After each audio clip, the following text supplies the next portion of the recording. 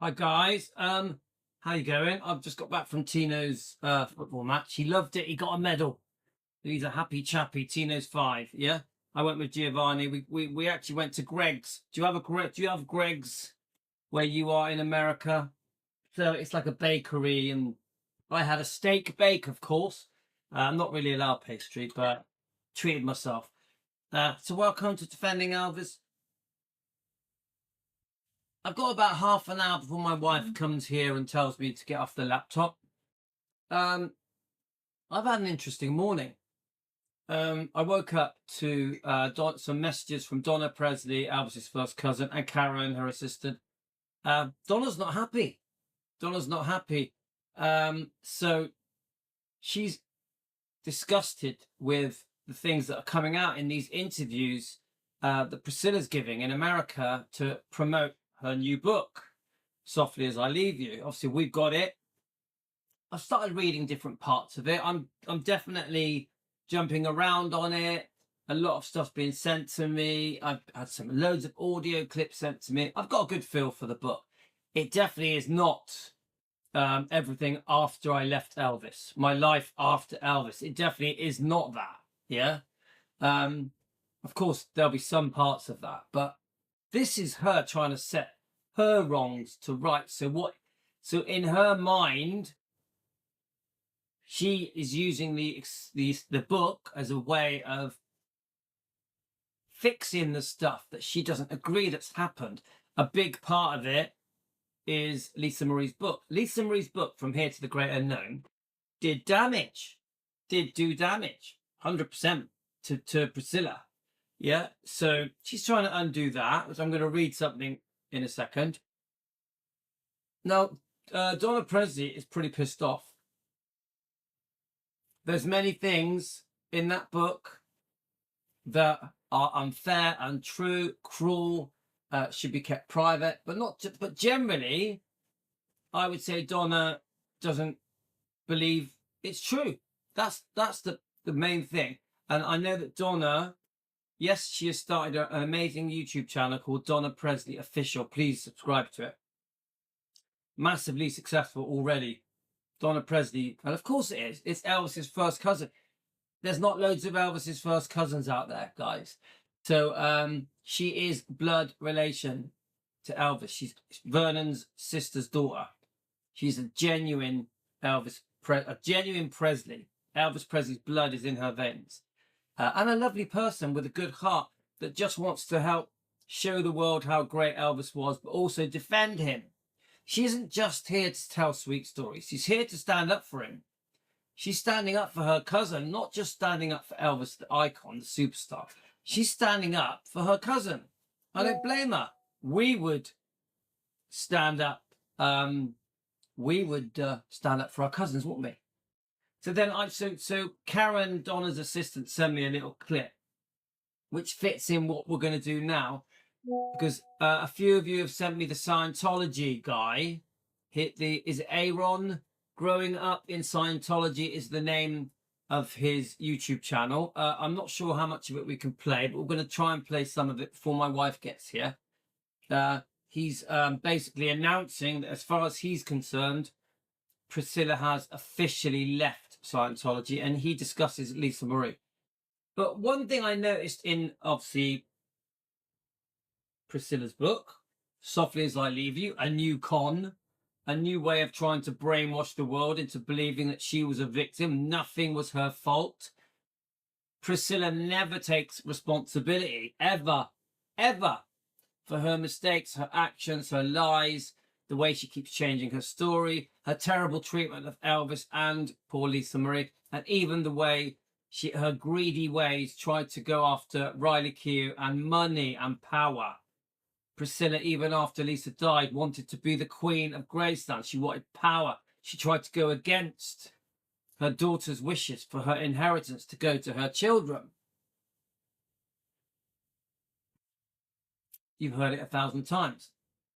So Karen sends me this. It's page 234 of the book, Softly as I Leave You.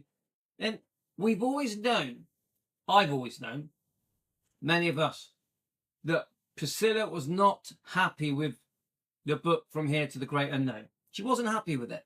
It made her look bad. It exposed her. Yeah. Priscilla didn't want her to write the book. And I actually would go as far to say as Priscilla didn't know she was writing the book. So Priscilla, I think, has always tried to downplay the book From Here to the Great Unknown, like, that Lisa Marie was just a difficult person, teenager, child, adult, and many of the things that she said in her book From Here to the Great Unknown on those tapes that Riley Q went on to finish the book. Yeah. I just think she never really accepted that book. She's never promoted it. In fact, there's a few people that I'm surprised haven't promoted that book. Jerry Schilling is one. Yeah. He's supposedly Lisa's close friend. Where is he? We're going to have to do some videos and live streams concerning Jerry Schilling, because he hasn't really shown any proper support for Lisa concerning that book. So she sent me this. So Karen sent me this. Just as I can't read much because for copyright reasons, but it says, let's have a look. Her drug use had climbed to an 80 pills per day, which is horrifying. I don't even believe it. I don't think it's even possible to force feed yourself 80 pills in a day. Desperate to keep her girls, she lived in a tornado of drug-fueled emotions with no relief in sight. Now remember, this is Priscilla's words. Priscilla's words. She no longer had the release of the auditing sessions at Scientology had once provided for her. Yeah, so she was out of Scientology. It's very well known that Lisa quit Scientology. Yeah.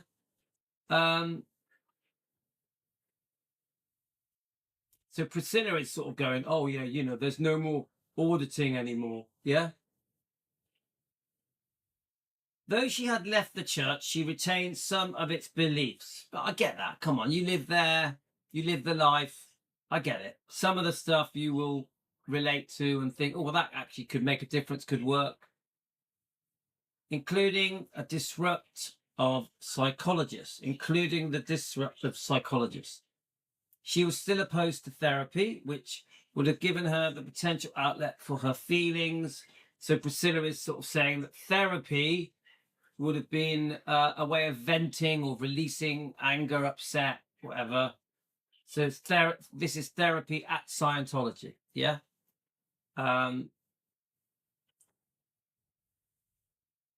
You can tell from this that Priscilla is pro Scientology. She still believes in it. Yeah, I think it can. It was near the end of the period that she began recording the tapes that would be transcribed and edited for her autobiography. Do you see what's happening here? This is where Priscilla Presley is trying to manipulate her not getting auditing sessions at Scientology means she was, filled with anger and despair and fear and many other things. And then she did the voice tapes for her book. She's completely discrediting Lisa's book. Just those few words. Let me just say it again. Though she had left the church, she retained some of its beliefs, including a disrupt and psychologists. She was still opposed to therapy, which would have given her potential outlet for her feelings. So there we are. She's sort of saying that she had no outlet anymore because she had left Scientology, which is another way of praising Scientology. It was near the end of this period that she began recording the tapes that would be transcribed and edited for her autobiography by Riley Q, her granddaughter. It was a way for her to feel that she had a voice and to release some of the fear and anger and despair that enveloped her. You see what she's doing here? Fear, anger, despair while she was writing this book. The pain began to pour out of her onto the audio tapes in a mixture of memories and nightmares and what had happened and what she believed had happened. Again, she's discrediting it. What she believed, what Lisa believed.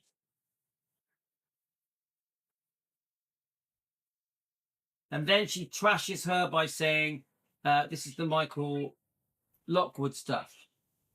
In a last-ditched effort to gain sole custody of the twins, she asked me to sign a deposition supporting her allegations that Michael was unfit to have custody of the girls.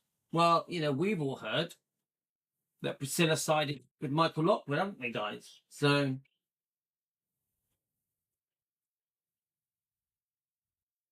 then she says, I had never seen Michael behave in a harmful way. She was alleging, again, she's siding with Michael Lockwood. Signing it would be perjury in Lisa's mind. I was the last hope to prove her charges. So do you see what's going on here? This is the mother betraying the daughter. This is the mother. In England, we call it grassing up. This is the mother grassing up the daughter.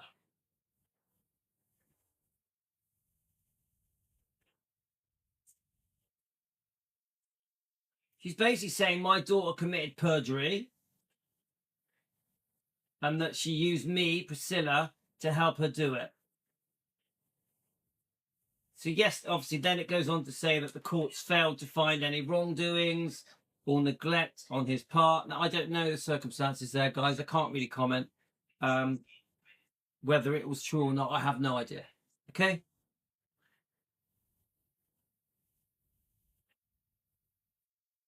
So eventually she says that Priscilla was refusing to back her in court. I've heard this again and again, that Priscilla was siding with Michael Lockwood. So when the divorce proceedings finally concluded,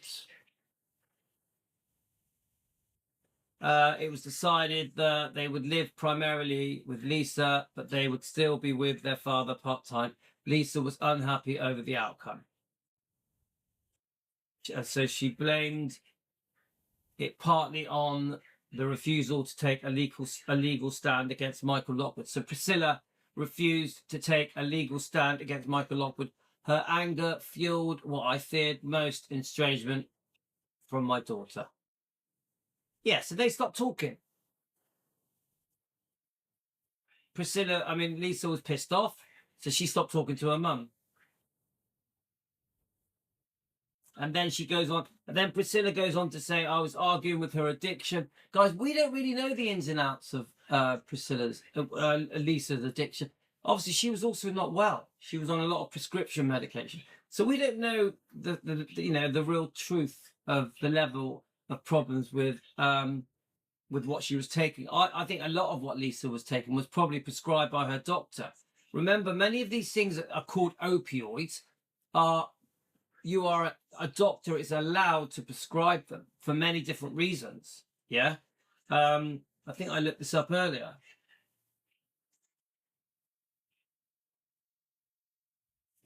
So then she goes on to say, I didn't know yet that I would lose her permanently. The events poisoning our lives would prove fatal. Well, that isn't straightforward either, because it was the bariatric surgery, something was going wrong that caused her death, not the opioids, not anything that she was taking for addiction. So I just see that as an attempt to discredit Lisa. Honestly, guys, we're going to do a bit more of this. We're going to just sort of read a few bits and then we're going to analyze it and just discuss it. I know that a lot of you guys are sending me all the different stuff. There's a lot in this book, Softly As I Leave You, that it's just wrong. Just doesn't make sense. I would say a lot of lying. 100%, this is not As I Leave You. This is not about life after Elvis, really. Of course it is, but Priscilla is doing the usual stuff here. She is basically, how can I say it? Right, this is an opportunity to make everyone feel sorry for me, to make everyone see me as a poor victim. Look what I went through at the hands of Lisa Marie. It used to be, look what I went through at the hands of Elvis. Now it's become, look what I went through at the hands of Lisa Marie. This is her own daughter. Now, what about what Lisa went through? Think about it, guys. Priscilla wants us to all go, oh, poor Priscilla, you know, oh no, she suffered, she's gone through hell, she really struggled. Well, come on, guys, she lived like a bloody celebrity, like the royal family at the expense of Elvis. She's been living off Elvis for 60 years longer. Yeah. She lived like a queen. Yeah. Elvis probably couldn't believe that she had become all powerful at Graceland. But Priscilla's way of trying to win public opinion is to make everyone feel sorry for her by lying in books. Because remember, she did it all in 1985, not just in this book, Elvis and Me. She did it in all the interviews in the 80s and 90s. Poor me, poor me. Now, the thing you've got now is that it's worn a bit thin. I like to think that the public are starting to see through it now. It's quite many. Don't forget, at this point, we didn't know much, did we? In 1985, when this book came out and sold tens of millions, I think there have been enough things in the tabloids, the magazines, the news clips to make everyone think, yeah, you know, Priscilla suffered. Elvis had a problem with women and drugs and his weight and with his temper, stuff like that. So the public were like, yeah, poor Priscilla, you know, she went through it. She only lost Elvis because of his wrongdoing. Well, we now know, looking back, that there was many things that she did wrong, including multiple unfaithfulness and many other things. We also now know that she ripped Elvis off in the divorce settlement. And we also now know that she was a terrible mum to Lisa. So things are different now. When she wrote this book, there was a bit of a blank canvas that she could sort of rise up to the world and go, oh, look what happened to me. Feel sorry for me. And the public bought into it. They were very gullible. Remember, not everyone are Elvis fans. The general public at large, they're not big into Elvis, but they're interested in the story of Elvis and Priscilla, that iconic duo, yeah, the perfect fake fairy tale. So it was pretty easy to win the public over because the public are not prepared to look beneath the surface. So it's quite easy for Priscilla to go, feel sorry for me, guys. Give me lots of your money. Come and visit Graceland. Give me more money. Yeah. Even though actually in 2005, she, I think, under very concerning circumstances, managed to, in my opinion, convince Lisa Marie to sell 85% of Graceland. But in this book, I will find that section, she blames Lisa. She blames Lisa for the sale of Elvis Presley Enterprises. Yeah. Now, in some ways, on paper, you can sort of agree with that because on paper, Lisa was the owner. Yeah. Lisa Marie, Elvis's daughter. He wanted Lisa to have everything, of course. But what went on behind the scenes, guys? When Robert Silliman, the billionaire, bought out 85% of Graceland's, and Graceland's, the building, Elvis's home, was rented to EPE. What went on? Did Priscilla convince her daughter to go along with this? I've heard some accusations that Lisa Marie was conned into selling 85% of Graceland. The figure 85% just doesn't make sense. We have proved that Priscilla got a massive backhander for selling the name Presley, name, image, likeness, even including the words Graceland. Obviously, everything I say on this show is for entertainment purposes. Everything is blamed on poor Lisa, even the sale of Elvis Presley Enterprises. It's in there. We're going to read that section out. I wonder if I got the page. Let me have a look. Let me just ask someone. What page? I'm just going to ask someone. So, she's picking it. There's like a war at the moment. It's Priscilla, and then you've got people like me, people like Ginger Alden, people like Donna Presley, Elvis's first cousin, Of course, you have millions of fans, Elvis fans, Lisa fans, even Michael Jackson fans now, yeah, that are like, nah, we're not going to let you get away with it this time. You got away with it with this book. In this book, we're going to start challenging you. Yeah, we're going to disagree with you. Obviously, Elvis can't disagree. Elvis can't challenge what Priscilla's saying. There is still a problem with the interviewers in America so far, because she's about to come over to England, isn't she? Priscilla's about to come over to England. I've got a ticket on 4th of October to see her. I don't know if I'm going to go in Bristol Hippodrome, but this is my point. So she is saying what she wants. There was challenging her. The interviewers on these news programs are still not properly challenging her. I would say they're doing the opposite. So the most recent one that we've been showing on here, which upset Donna Presley, was very upset. Let me just get it up, the name of that one. So I sent it to Donna. Donna has watched it. She's horrified. Donna Presley, Elvis's first cousin. Where is it? Let's see if I can find it. What's her name? Here we go. It's Tamron Hoare. Tamron Hoare, okay? So my point is this, guys.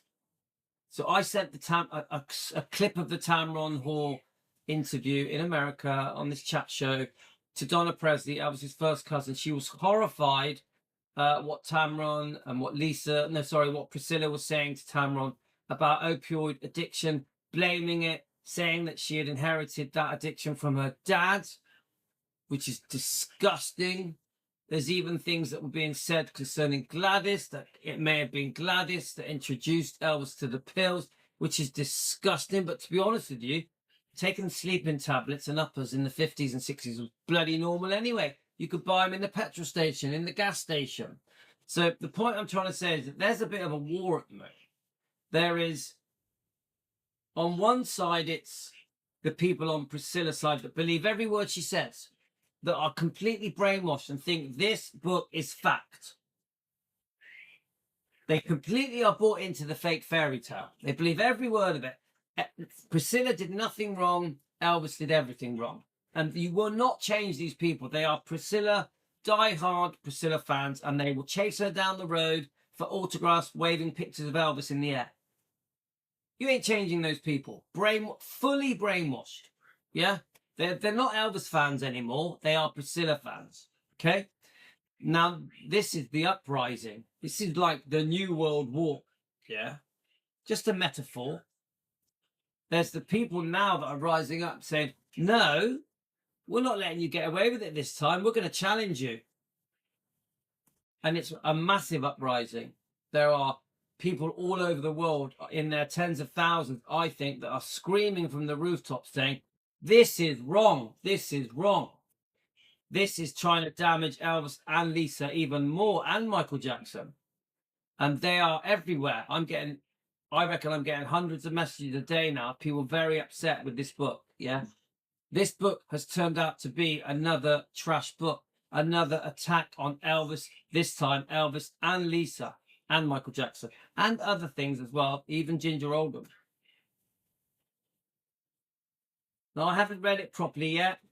I know a lot about it. There's a lot more to go through.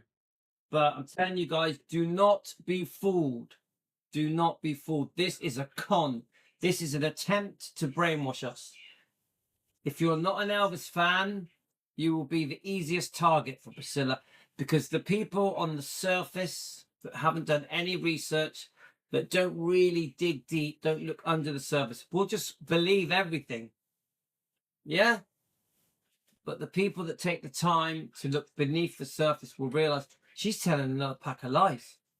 She's at it again, trying to trick the world, lie to the world. She never admits she's wrong. She never takes responsibility for anything that she may have done wrong in the past 50, 60 years. There's no real mention of any gratitude to Elvis, how grateful she is for the life Elvis gave her. Elvis plucks her from obscurity and gives her a life of royalty, of the Kennedys, of celebrity, for more than 60 years. But she'll talk about him like I don't know what. How does she talk about him? Like what she went through was hell. Like she was in a gilded prison. Got it? In a golden bird cage. That her life at Gracelands was a nightmare. Unbelievable.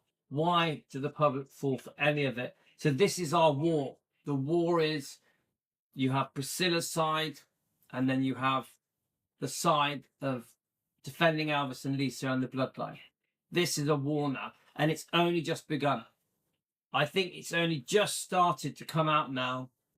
That people are now they're going through this book, they're picking out the lies, the discrepancies, and they are exposing Priscilla, but it's only just happened. Yeah. So I think every day is going to be very interesting. We are going to work our way through the book and start to try and understand all the lies. She is constantly changing her stories, even now with these 4 or 5 interviews that she's recently done in America. Even if you go between them, she keeps changing her story, especially with the day before Lisa Marie died, the day Lisa Marie died. The story's all over the place. Yeah. Even when she's thinking back, I think one of the things that she's saying is something to do with Joe Esposito, was the one that Elvis had, when Elvis lost his temper about Mike Stone, that Elvis turned to Joe Esposito to do something terrible, which obviously Elvis was just angry and he calmed down. But it wasn't Joe Esposito, was it? It was Red West. She's messing up her story. 100% the fact that she's 80 is having an effect. Yeah, I know some of you disagree, but come on, guys, there's something not quite right. When I watch Priscilla now in those 4 or 5 interviews, there's something not right with her memory.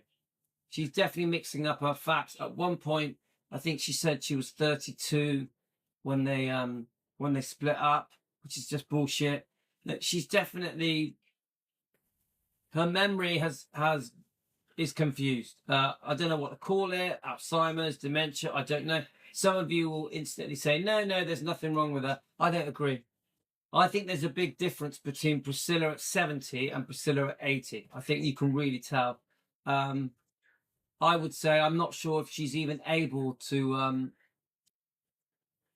how can I say it? So she's under a lot of pressure. She's in a studio with a studio audience. She's under pressure to answer these questions. I don't know if she can handle it, guys. I don't know if she can handle it. She's, I think many of the things she's saying, she's just winging it. Do you know what I mean by winging it? Making it up as she goes along. Seriously, guys. Go and watch the interviews and properly analyze them. It's like she doesn't half remember what she's saying. She's just quickly blurting out an answer just to get to the next question. In one breath, she's acting as if she said at one point, I just didn't want to be here when Lisa died.